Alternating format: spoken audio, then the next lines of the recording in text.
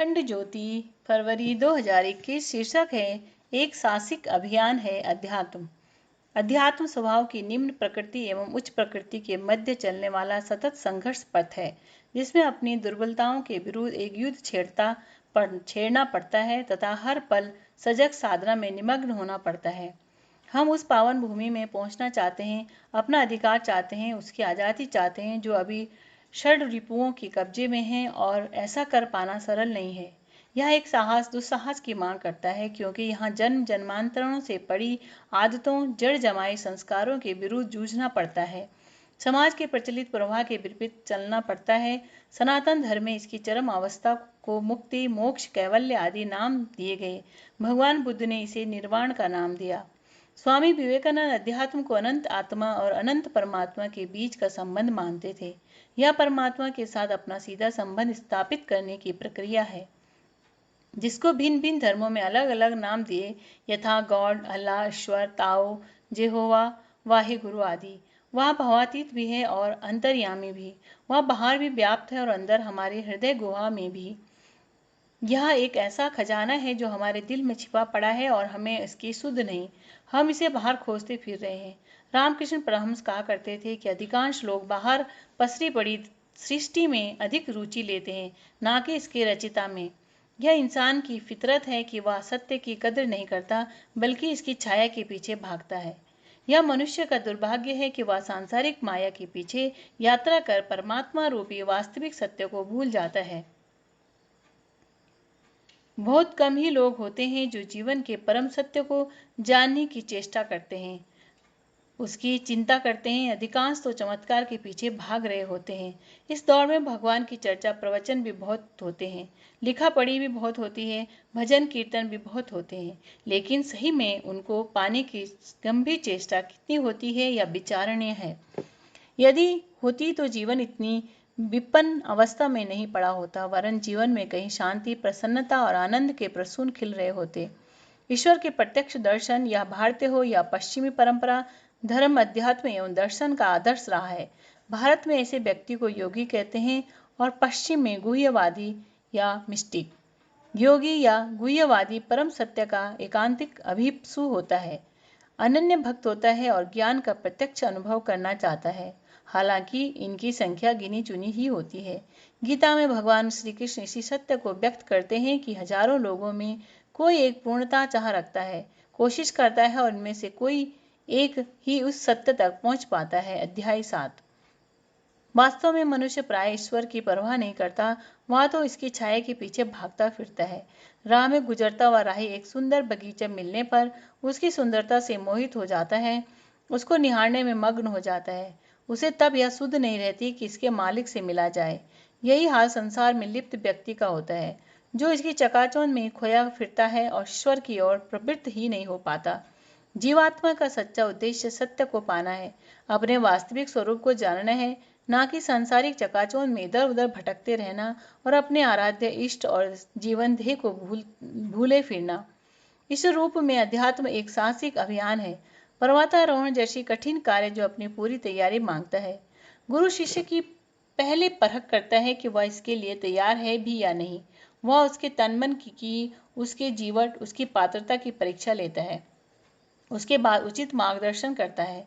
पर्वतारोही पर्वत के बीच नीचे घाटियों के मनोहारी दृश्य में खो जा सकता है, या चोटियों की भव्यता को निहारते हुए ऊपर चढ़ना भूल सकता है। ऐसे ही आध्यात्मिक जीवन में रिद्धि सिद्धियों के आकर्षण पथ के अवरोध बनकर सामने खड़े होते हैं। शरीर का हल्का हो जाना, हवा में उड़ने की क्षमता आ जाना, दूसरों के मन को पढ़ने की शक्ति जानना, दूर श्रवण, दूरदर्शन आदि जो इनसे पार हो पाता है वही सत्य को जान पाता है। ये प्रलोभन एक तरह से अग्नि परीक्षाओं की तरह साधक के जीवन में आते हैं और अंतिम समय तक उसे कसौटी पर कसते रहते हैं। बौद्ध धर्म में इसे मार, ईसाई धर्म में शैतान तथा रामकृष्ण परमहंस से पाप पुरुष कहा करते थे, जो दुर्बुद्धि के रूप में साधक को किसी भी पल पथभ्रष्ट कर सकते हैं। निम्न प्रकृति कभी भी उभर कर सारे किए धरे पर पानी फेर सकती है। देर सवेर हर साधक को इन सूक्ष्म अवरोधों की अग्नि परीक्षाओं से गुजरना पड़ता है। आश्चर्य नहीं कि स्वामी विवेकानंद के शब्दों में धर्म अध्यात्म मार्ग के ज्यादातर साधक तो पाखंडी हो जाते हैं। कुछ सिद्धियों के मिलने पर चमत्कारी बाबा का रूप धारण कर लेते हैं और विक्षिप्त हो जाते हैं। यही स्थिति इन अधीर साधकों की होती है। इसके लिए अपने स्नायु संस्थान, नस नाड़ियों एवं मन संस्थान को फौलादी बनाना पड़ता है। बहुत कम साधक ही लक्ष्य तक पहुंच पाते हैं, जो क्रमिक रूप में स्वयं को शुद्ध करते हुए अपनी पात्रता विकसित करते हुए आगे बढ़ते हैं एवं जो स्वयं पर असाधारण नियंत्रण रखते हुए राह के अवरोधों को पार करते हुए आगे बढ़ते हैं। आश्चर्य नहीं कि हर आध्यात्मिक महापुरुष राह के नश्वर सुखों, कामनाओं, वासनाओं और तृष्णा से बचने की चेतावनी देते रहते हैं। निसंदेह इसके लिए पर्याप्त प्रशिक्षण से गुजरना पड़ता है। इस कार्य के लिए योग्यता का अभिवर्धन करना पड़ता है। विवेक, वैराग्य, त्याग, अनासक्ति जैसे सद्गुणों का अभ्यास करना पड़ता है, क्योंकि कामनाओं में अटकी नाव आगे नहीं बढ़ पाती। इंद्रिय संयम, मन की स्थिरता, समता को विकसित करना पड़ता है, जो बाहर के प्रलोभनों व दबावों से प्रभावित न होती हो। स्वयं पर श्रद्धा और साथ ही गुरु की बातों पर असीम आस्था धारण करनी पड़ती है और मुक्ति की तीव्र अभिप्सा जागृत करते हुए समर्पण का अभ्यास करना होता है। वस्तुतः यहाँ तो एकांत की एकांत तक उड़ान है। राह में पवित्र मन ही साधक का गुरु बन जाता है। हृदय में स्थित सद्गुरु के निर्देश को सुनने की क्षमता विकसित होती है। इसीलिए यह नियमित ध्यान का अभ्यास करना पड़ता है, जो प्रारंभ में सरल नहीं रहता। इसके लिए जप का सहारा लेते हुए अभ्यास किया जाता है। धीरे धीरे मन इष्ट में लय होने लगता है, धारणा शक्ति विकसित होने लगती है और फिर ध्यान की अवस्था आती है। इसके लिए लंबा अभ्यास, दीर्घकालीन तैयारी अपेक्षित रहती है। फिर एक दिन संवाद की स्थिति बनती है तथा आनंद की निर्झर भीतर से फूट पड़ता है। ये पल कितनी कठिनाइयों, दुख, कष्ट एवं पीड़ा के आंधी तूफानों से गुजरने के बाद आते हैं, यह भुक्तभोगी ही जानते हैं।